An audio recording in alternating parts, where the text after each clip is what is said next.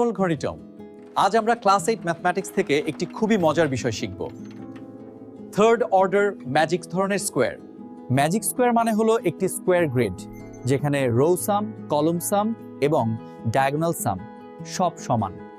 Magic স্কোয়ারের সবচেয়ে গুরুত্বপূর্ণ বিষয় হল ম্যাজিক কনস্ট্যান্ট। 3/3 ম্যাজিক স্কোয়ারের ক্ষেত্রে এই ম্যাজিক কনস্ট্যান্ট হয় 15। এখন আমরা একটি কমপ্লিট 3/3 ম্যাজিক স্কোয়ার তৈরি করব। খেয়াল করো, সেন্টারে সবসময় 5 থাকে, প্রতিটি রো সামটি 15। চলো এখন যাচাই করি। First row sum for 8 + 1 + 60 15। First column sum 8 + 3 42 15।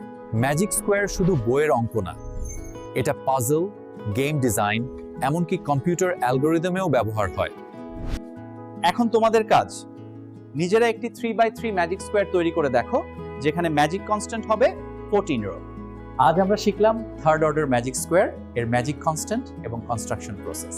ভিডিওটি ভালো লাগলে লাইক, কমেন্ট এবং শেয়ার করতে ভুলো না।